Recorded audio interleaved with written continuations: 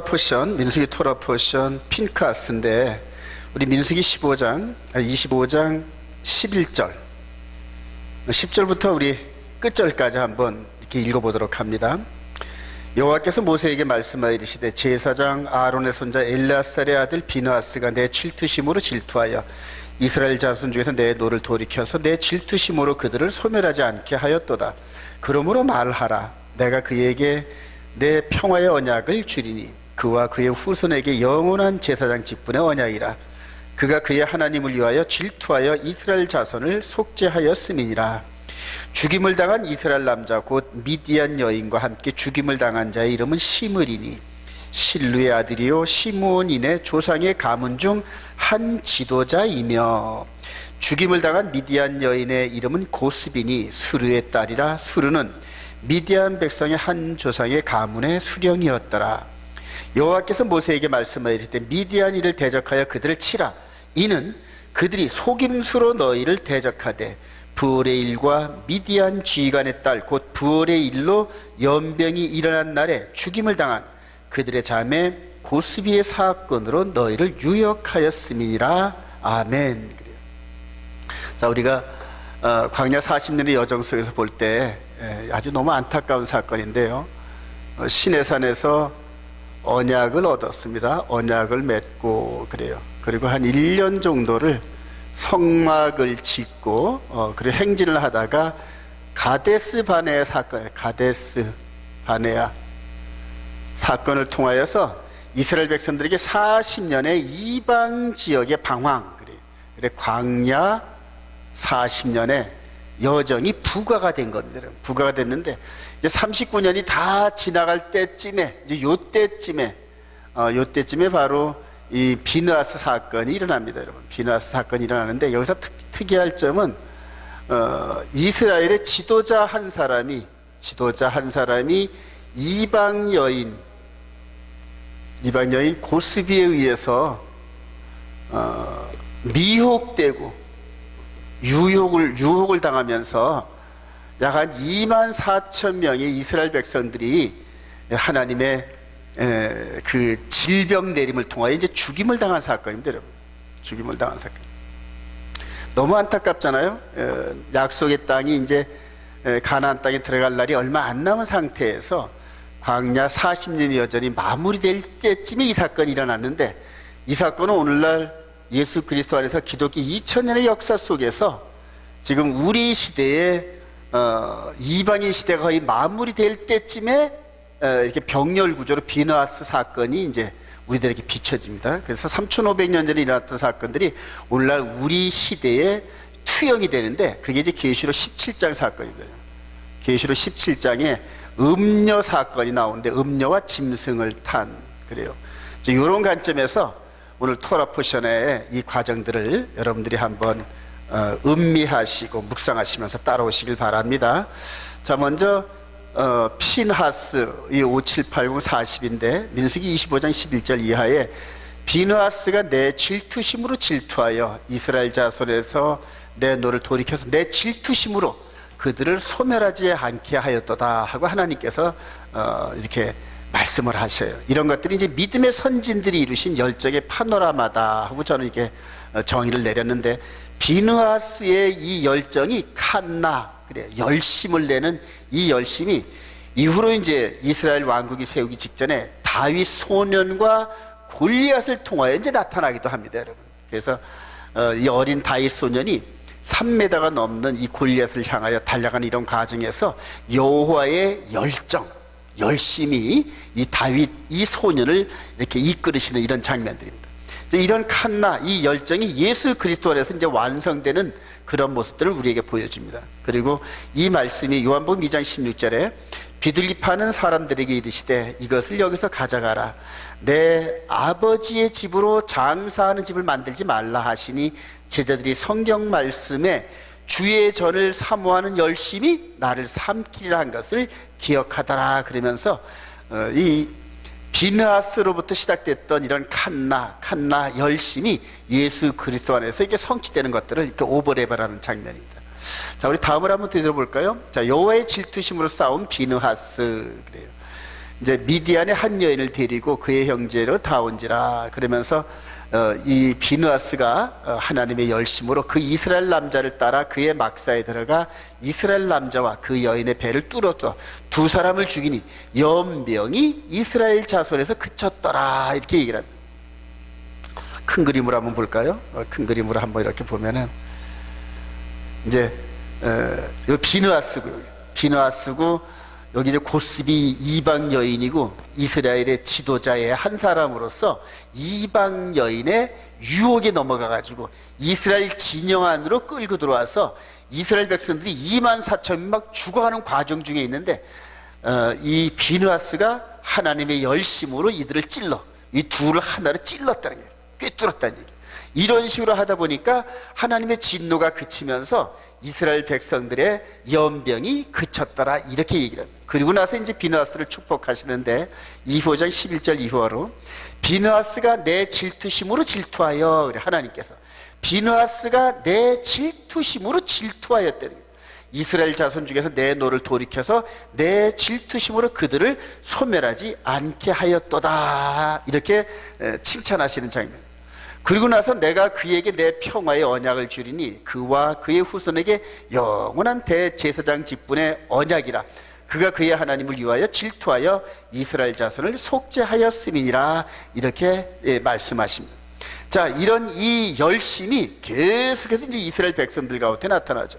이 골리앗을 향한 다윗 소년의 열심인데 그대로 형들의 점심 심부름 갔다가 이 할례하지 않은 이방 이 골리앗이 하나님과 하나님의 거룩한 백성들을 모욕하는 것을 들으면서 도저히 참을 수가 없는 거예요. 그래서 이제 다윗이 이 골리앗한테 달려가면서 다윗이 블레셋 사람에게 이르되 너는 칼과 창과 단창으로 내게 나아거니와 나는 만군의 여호와의 이름 곧 내가 모욕하는 이스라엘 군대의 하나님의 이름으로 내가 나아간다. 이렇게 달려가는 거예요. 그리고 이제 또 여호와의 구원하심이 칼과 창에 있지 아니함을 이 무리에게 알게 하리라. 전쟁은 여호와께 속한 것인지 그가 너희를 우리 손에 넘기시리라. 그러면서 이 믿음으로 물맷돌을 가지고 골리앗을 향하여 달려가면서 골리앗의 정수리를 꿰뚫는 이런 그 통쾌한 장면이 나옵니다. 그래서 결과적으로 이스라엘 그 군대가 블레셋 군대에게 승리하는 이 결과를 낳게 합니다. 자, 저와 여러분들이 이 다윗의 열심을 소유하시는 축복이 있기를 소망합니다. 자, 그리고 이제 예수 그리스도의 열심이에요. 근데 이 예수 그리스도에 대한 열심은 이미 우리 주님이 오시기 전에 약 한 750년 전에 이사야 선지자를 통하여서 이제 이렇게 미리 예고되어졌는데 어떤 식으로 됐냐면 이는 한 아기가 우리에게 낳고 한 아들을 우리에게 주신 바 되었는데 그의 어깨에는 정사를 메었고 그의 이름은 기묘자라 모사라 전능하신 하나님이라 영존하시는 아버지라 평강의 왕이라 할 것임이라.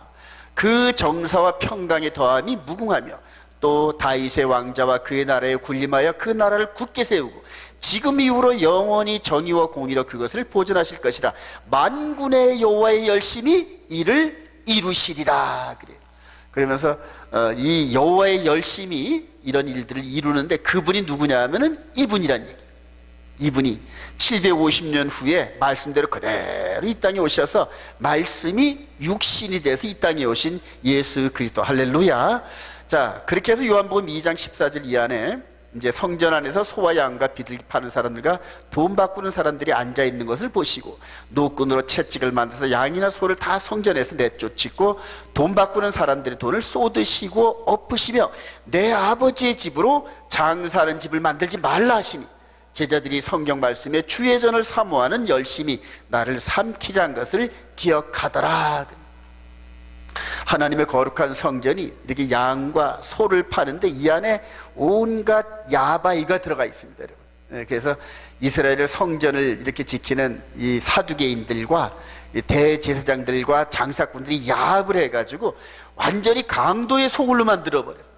그래서 하나님의 아들인 예수와께서 아버지의 집이 이렇게 더럽혀지는 걸 보지 못하고 다 내쫓는 장면이.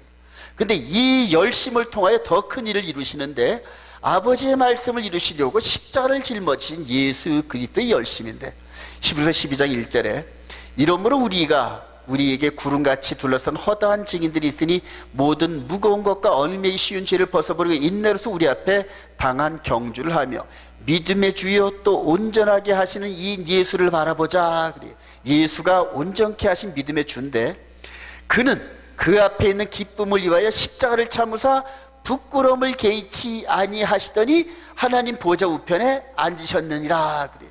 하나님을 사랑하고 말씀을 사랑하는 그 열심으로 어떤 일을 이루셨냐면 이렇게 구속사를 이루셨어요.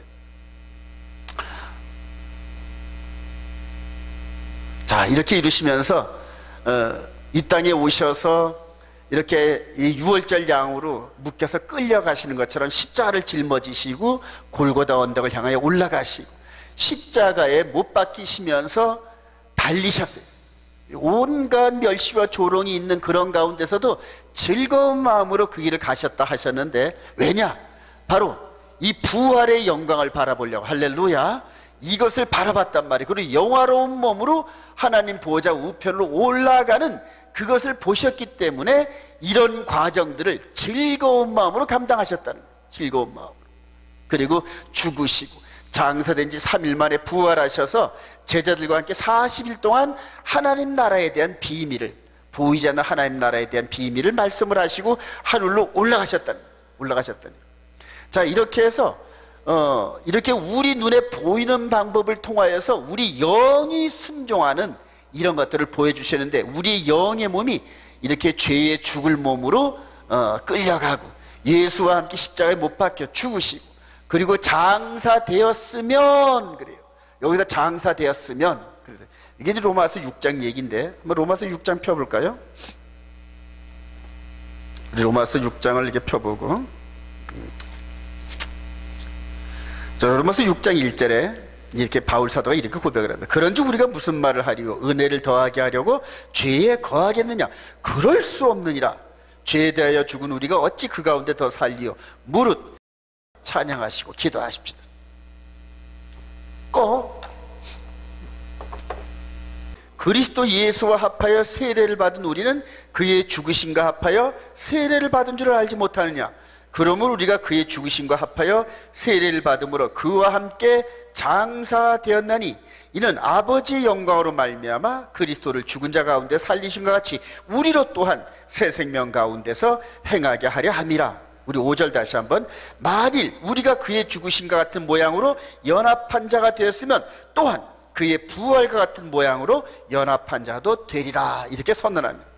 여러분, 이게 무슨 말씀이냐면 우리 영의 몸이, 육의 몸이 아닌 영의 몸이 예수와 함께 죄를 고백하고 십자가에서 못 박히고 죽고 그리고 장사되었으면 그래요. 여기까지 우리가 되는 게 이제 우리가 예수 그리스도 안에서 성령의 인도함 따라 완전히 죽는 거예요. 완전히.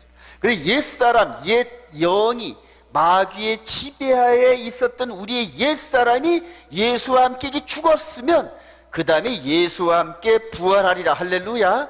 그래서 이 죽는 데까지가 우리 책임이에요. 죽는 데까지 계속 말씀에 순종하면서 우리를 계속 죽이는 거예요. 계속 피 흘리까지 싸우면서 이 죄를 벗어나지 않는데 이 죄에 대해서 깨달음을, 이게 죄라는 걸 깨달음을 주시기 위해서 우리 마음판에, 예수를 믿는 우리 마음판에 하나님의 계명을 기록하셨다. 할렐루야. 그래, 그 계명 안에 살아가라는 얘기예요. 그 계명 안에. 그렇게 해서 완전히 죽고 나면은 이분처럼 부활하리라. 그리고 이 하나님의 나라를 완전한 부활체의 몸으로 우리가 들어갈 수 있는 길이 열린다는 얘기예요. 그래서 저와 여러분들이 이 부활과 하나님 나라에 들어가는 이 영광이 보여져야만 이 세상에 속해 있는 이 죄와 허물 가운데서 어울리질 않고 완전히 구별된 삶을 살 수 있는 거예요. 그래서 우리로 하여금 영원 구원 이르는 길을 보여주시기 위해서 이렇게 십자가로 죽으시고 부활하시면서 모범을 보여주신 거예요. 그리고 예수와 똑같은 모습으로 우리 영의 몸이 함께 따라가라니, 저와 여러분들이 이렇게 함께 따라가기를 소망합니다. 자, 그렇게 해서 이 말씀 우리 고린도전서 13장 5절 이하에 내가 받은 것을 먼저 너희에게 전하였노니 이는 성경대로 그리스도께서 우리 죄를 위하여 죽으시고 장사 지낸 바 되셨다가 성경대로 사흘 만에 다시 살아나사 게바에게 보이시고 후에 12 제자에게와 그 후에 500여 형제에게 일시에 보이셨나니. 그래요. 성경대로 그리스도께서 성경대로 사흘 만에. 그래서 이 성경 전체의 기록은 바로 이분께서 이렇게 끌려가시고 죽으시고 3일 만에 부활하시는 스토리를 미리 전부 예고해 놓은 거죠. 예고해 놓고 그대로 따라가시면서 우리로 하여금 영의 몸으로 요 길을 그대로 따라오라는 거예요. 그대로 따라. 이게 바로 영혼 구원에 이르는 믿음인 줄로 확신합니다. 이게 바로 천국 복음이고 우리를 천국으로 인도하시는 예수 그리스도의 복음의 핵심입니다. 함께 죽고 함께 장사되고 함께 부활하고 그래요. 자, 그리스도의 일꾼들이 본받아야 할 바울사도의 충성된 열정인데 예수 그리스도 안에서 이제 바울사도가 어떻게 일을 했느냐. 우리 고린도서 11장 23절 이하에 그들이 그리스도의 일꾼이냐 정신없는 말을 하거냐 나는 더욱 그러하도다. 내가 수고를 넘치도록 하고 옥에 갇히기도 더 많이 하고 매도 수없이 맞고 여러 번 죽을 뻔하였으니 유대인들에게 40에서 하나 감한매를 5번 맞았으며 3번 태장으로 맞고 1번 돌로 맞고 3번 파선하고 일주야를 깊은 바다에서 지냈으며. 그래요. 바울사도가 이런 여정을 거치면서 이렇게 엄청난 수고를 했다는 거예요. 만약 바울사도에게 이런 것들을 미리 이렇게 보여주시면서 이렇게 네가 갈 거야 그러면 바울사도도 못 갔을 거예요. 저도 못 갑니다. 여러분은 더욱더 못 가고. 그런데 이런 것들을 그냥 매번 한 걸음 뗄 때마다 또 한 번 사건 맞고 또 이겨나가고 또 한 번 나가고 이런 식으로 매일 한 걸음씩 성령께서 이끄신 대로 한 걸음씩 가다 보니까 어느덧 이런 여러 가지 일들을 다 한꺼번에 이루신 그런 과정들을 여기에 보여주는 거예요. 바울사도가 우리 여정을 한번 볼까요? 바울사도의 열심. 제일 먼저 스데반 집사를 돌로 쳐 죽이는 이런 그 집행 장소에 정부 측 대변인 검사 자격으로 파송해서 스데반 집사를 이렇게 이제 돌로 치는 그런 일을 맡습니다. 그리고 열심을 내어가지고 다메섹을 가다가 다메섹 가는 과정에서 우리 주님을 만나서 주여 네 시니까 그러니까 나는 네가 핍박하는 예수다 이 말씀을 들으면서 이 빛보다 더 강한 이 빛이 바울사도 마음 안으로 확 들어옵니다. 확 들어와요. 이런 체험에. 그리고 변화되어서 바로 그 예수가 메시아다 증거하면서 가는 곳곳마다 증거하다 보니까 유대인들이 전부 다 배척해. 유대인들이 돌로 칠라래고 유대인들이 모함해가지고 감옥에도 갇히고 그리고 궁극적으로 맨 마지막에 로마에 가가지고 복음을 증거하다가 로마의 그 참수형에 목이 다 달아나는 그러한 순교를 하는 이런 과정들입니다. 이런 과정들을 전부 다 이렇게 겪는데 이게 바로 칸나 바울사도의 열정이라는 거예요. 바울사도의 열정. 자, 이런 열정은 사람의 힘으로 되는 게 아닙니다, 여러분. 성령께서 말씀을 이끌어 주셔야만 가능합니다. 자, 사도행전 20장 22절에 보라, 바울사도의 고백입니다. 보라, 이제 나는 성령에 매여, 그래, 성령에 매여 예루살렘으로 가는데 거기서 무슨 일을 당하는지 알지 못하노라. 오직 성령이 각성해서 내게 증언하여 결박과 환난이 나를 기다린다 하시나 내가 달려갈 길과 주 예수께 받은 사명 곧 하나님의 은혜의 복음을 증언하는 일을 마치려 하면은 나의 생명조차 조금도 귀한 것으로 여기지 아니하노라. 그래요. 자기 생명조차 귀한 것으로 안 여기는데 뭐 때문에? 하나님의 은혜의 복음을 증언하는 일에 있어서 그래요.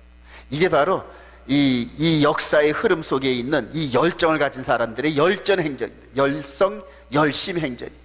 자, 이것을 우리 히브리서 11장이 이렇게 기록을 합니다. 히브리서 11장 한번 가볼까요? 히브리서 11장 우리 32절 이하를 쭉 읽어보면서 36절에 또 어떤 일은 조롱과 채찍질 뿐 아니라 결박과 옥에 갇히는 시련도 받았으며 돌로 치는 것과 톱으로 켜는 것과 시험과 칼로 죽임을 당하고 양과 염소의 가죽을 입고 유리하여 궁핍과 환난과 확대를 받았으니 이런 사람은 세상이 감당하지 못하느니라. 그들이 광야와 산과 동굴과 토굴에 유리하였느니라. 자, 이런 일들을 미리 이렇게 하라 그러면 할 수 있을까요, 여러분? 그러나 성령이 인도함 받으면 우리가 행할 수 있습니다. 그래요. 자, 짐승을 탄 음료와 택하심을 받은 자들. 그래서 이 비누아스 사건이 있었던 이 사건과 우리 시대에 되어지는 이런 과정들을 한번 비춰보기를 원합니다. 우리 계시록 17장 1절에 보니까 또 7대접을 가진 7천사 중 하나가 내게 와서 말하 이르되 이르라 보라 오라 많은 무리에 앉은 큰 음녀가 받을 심판을 내게 보이리라. 땅의 임금들도 그와 더불어 음행하였고 땅에 사는 자들도 그 음행의 포도주에 취하였듯 하고 곧 성녀로 나를 데리고 광야로 가니라. 내가 보니 여자가 붉은빛 짐승을 타는데 그 짐승의 몸에 하나님을 모독한 이름들이 가득하고 7머리와 10뿔이 있으며. 그래서 여자가 등장. 음녀 그래요. 음행 여자. 그리고 땅의 임금들도 그와 더불어 음행하였다 그런데 오늘 여기서 이 비누아스 사건 속에서 이 이스라엘의 지도자급에 있는 한 인사가 이방 여인하고 음행을 하는데 미혹되고 유혹당한 상태에서 그렇게 된다는 거예요. 마귀는 우리들의 신앙 여정에서 하나님 법을 어기게 하고 하나님의 진노로 우리가 멸망하기를 그렇게 기뻐하며 우리를 그렇게 인도하는 그러한 존재입니다. 자, 여기서 이제 우리 짐승을 탄 음녀가 나오는데 큰 그림으로 한번 볼까요?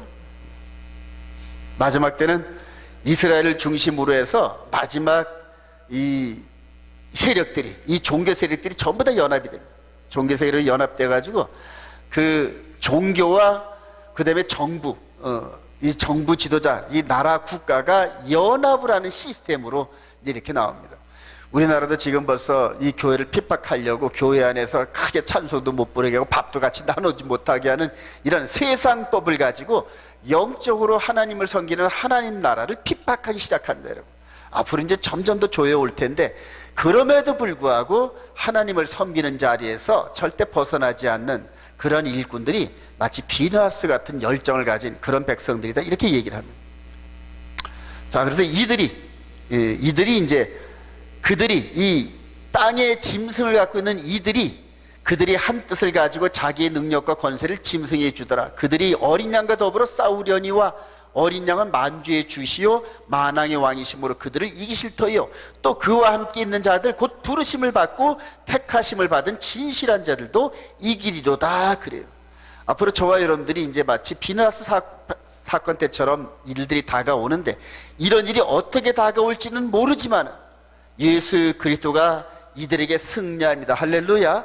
그리고 예수 그리스도와 함께 부르심을 받고 택하심을 받은 진실한 자들도 이긴다고 얘기합니다. 이긴다. 저와 여러분들이 이기는 자의 반열에 들어갈 걸로 확신합니다. 이기시기를 소망합니다.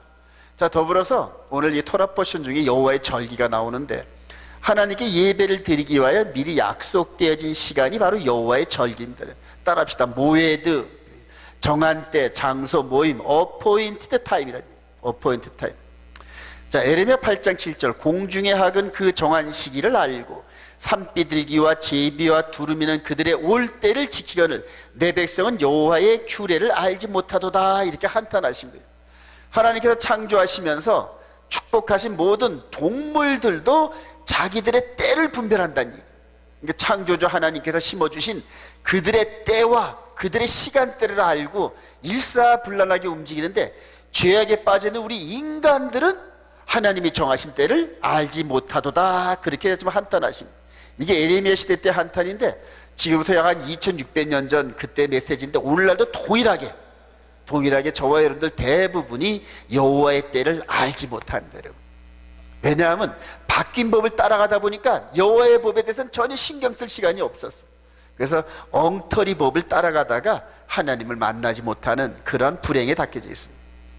자, 여호와의 절기는 언제 만들어졌냐 하면은 여호와의 절기에 대해서는 이제 우리가 한번 분석을 해보면 민수기 28장부터 29장 전체가 여호와의 절기에 대해서 얘기를 합니다. 자, 이스라엘 자손에게 명령해 그들에게 이르라 내 헌물 내 음식인 화제물 내 향기로운 것은 너희가 그 정한 시기에 삼가 내게 바칠지니라 이렇게 얘기를 하십니다. 근데 그 정한 시기가 언제냐면 안식일이에요. 그 다음에 초하루 월삭입니다. 그리고 이 7절기인데 여호와의 무교절, 오순절, 나팔절, 대속제일, 초막절 이게 바로 여호와의 어포인트 타임, 여호와의 절기입니다. 근데 이스라엘 백성들은 그 정한 시기에 헌물과 음식과 화제물을 드렸는데 안식일에는 1년 되고 흠없는 순양 2마리, 초하루에는 순양 2마리와 또 이런 식으로 여러 가지로 양의 제물과 곡식을 함께 드렸다는 얘기입니다. 이게 예수 그리스도께서 오시기 전에 하나님의 절기를 지키던 방법이었단 말입니다. 근데 저와 여러분들은 오늘 안식일날 이렇게 예배를 드리는데 이 짐승을 드립니까? 안 드립니까? 안 드리잖아요. 왜냐하면 이것보다 더 완벽한 제사인 십자가의 제사가 있다. 할렐루야. 그게 다니엘서 9장 27절에 한일의 중간에 제사와 예물을 수톱시켰다는 얘기예요. 어떻게 수톱시켰다? 당신이 십자가에 죽으신 흘린 피로 더 나은 제물이 되신 그분의 믿음의 제사로 이렇게 드려지는 예물들을 다 성취하시고 폐하셨다는 얘기예요. 그래서 저와 여러분들이 이제는 믿음의 고백, 마음의 고백, 입술의 고백을 통하여 이렇게 여호와께서 정하신 절기들을 그대로 따라가는 거예요.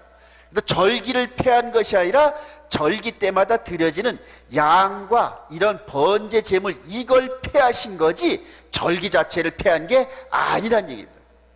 그렇게 이해하시길 소망합니다. 자, 그러면서 이 넷째 날에 창조된 여호와의 절기인데 창세기 1장 14절 하나님이 이르시되 하늘의 궁창에 광명체들이 있어 낮과 밤을 나누게 하고 그것들로 징조와 계절과 날과 해를 이루게 하라, 이렇게 하는데 그래서 계절이 모에드입니다. 계절이 바로 모에드.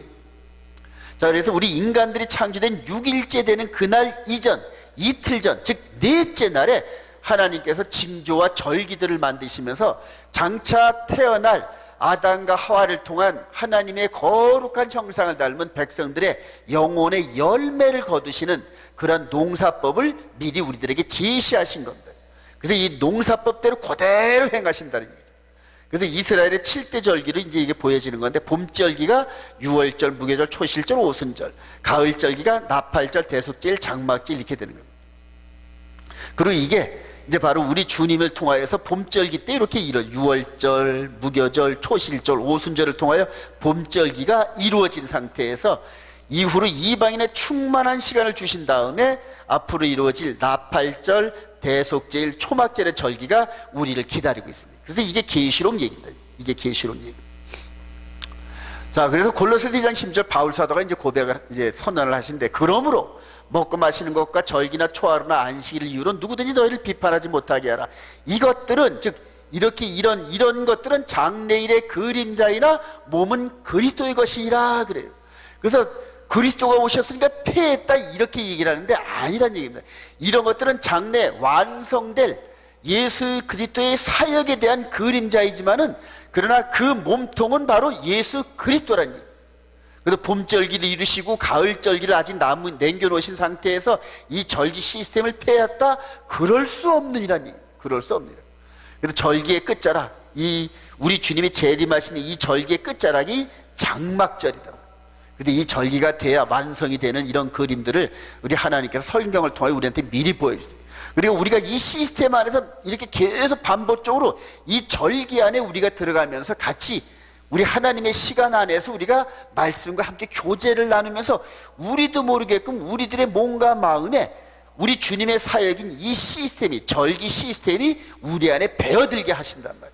그리고 마귀는 이걸 가지고 미혹을 해서 폐했다, 변했다 하는데, 이런 미혹에 속아 넘어가지 않게끔 하려 하시는 거랍니다.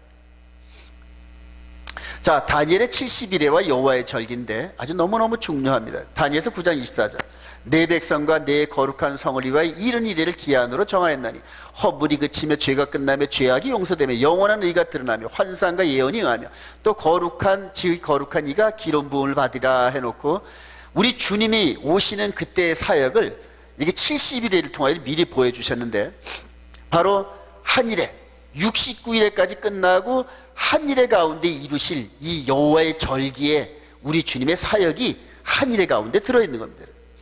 자, 우리 다니엘서 9장 26절 62일의 후에 기름 부음을 받은 자가 끊어져 없어질 것이며, 62일의 후에, 즉 69일의 이후에 한일의 가운데에서 우리 주님이 메시아가 끊어져 없어질 것이며, 또 그가 장차 많은 사람과 더불어 한일의 동안에 언약을 굳게 맺고, 한일의 동안에 언약을 굳게 맺는다는 얘기.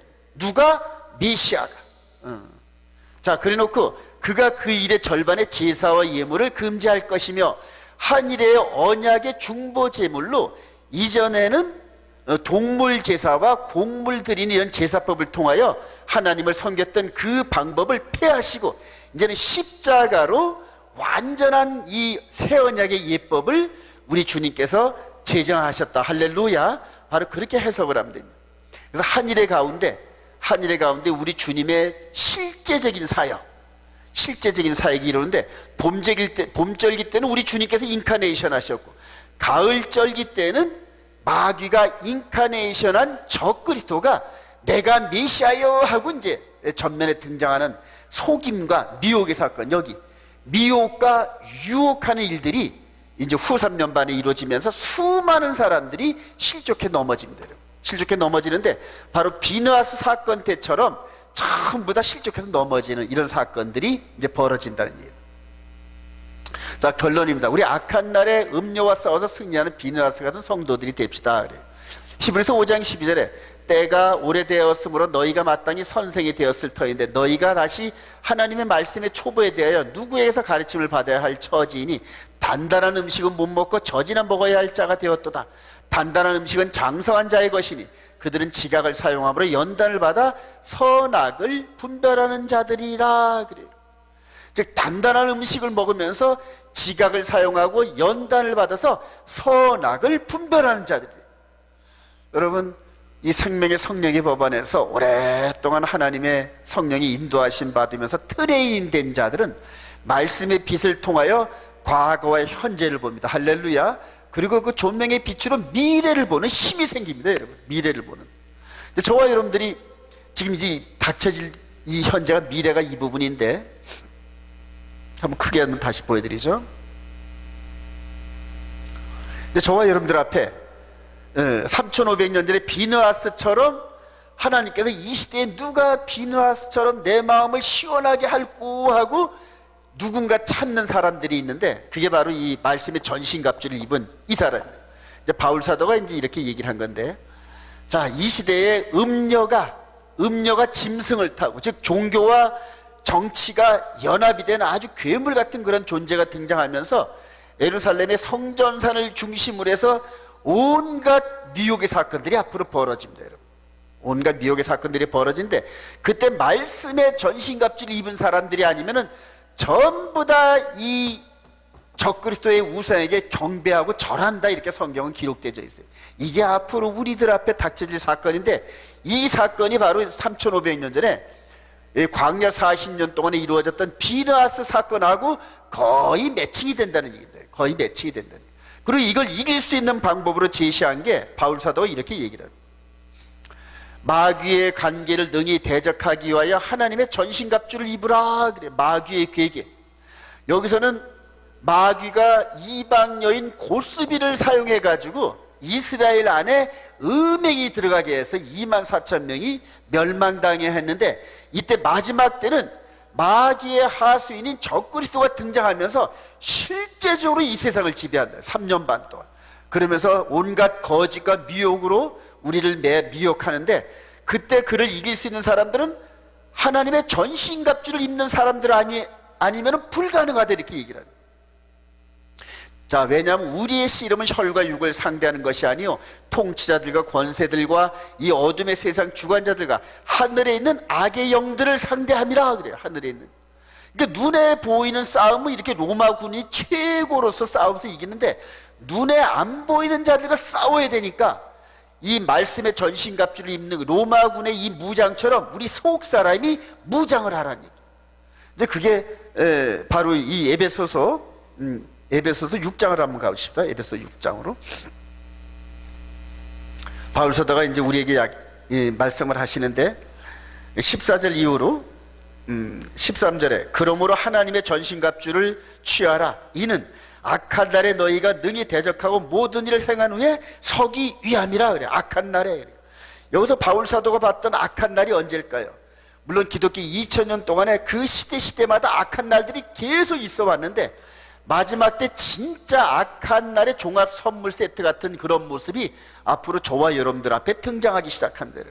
그때가 악한 날이 우리한테 당하는데, 그때 말씀의 전신갑주를 입어야 되는데 어떻게 입어야 되냐 하면은 14절 이하에 그런즉 서서 진리로 너의 허리띠를 띠고 의의 호신경을 붙이고 평안의 복음이 준비한 것으로 신을 신고 모든 것 위에 믿음의 방패를 가지고 이로써 능히 악한 자의 모든 불화살을 소멸하고 구원의 투구와 성령의 공 곧 하나님의 말씀을 가지라 그래요. 그러면서 모든 기도와 간구를 하되 항상 성령 안에서 기도하고 이를 위하여 깨어 구하기를 항상 힘쓰며 여러 성도들을 위하여 구하라 그래요. 구하라. 더불어서 바울사도 자신을 위하여 기도해달라는데 18절 19절에 보니까 또 나를 위하여 구할 것은 내게 말씀을 주사 나로 입을 열어 복음의 비밀을 담대히 알리게 하옵소서 할 것이니 이 일을 위하여 내가 쇠사슬에 매인 사신이 된 것은 나로 이 일에 당연히 할 말을 담대히 하게 하려 하심이라 그래요. 제가 여러분들을 위해서 기도합니다. 여러분들 말씀의 진리를 깨달으면서 흔들리지 말고 이 진리를 쫓아오리라고 그렇게 기도하고 있습니다. 여러분들을 위해서. 여러분들을 저를 위해서 기도해 주시길 바랍니다. 우리 목사님이 앞장서 가시는데 복음의 비밀이 확 열리게 하시고 진리의 말씀에 성령의 검을 가지면서 한 번도 가보지 못했던 그 길을 가는 과정에서 정말로 오류가 없게끔 하시고 넘어짐이 없게끔 하시고 진리의 말씀으로 꽉 들어차면서 마지막 하나님이 이루실 이스라엘과 이방인의 연합된 이 한 컨셉을 이루는데 큰 쓰임을 받게 해달라고 여러분 기도해 주시길 바랍니다.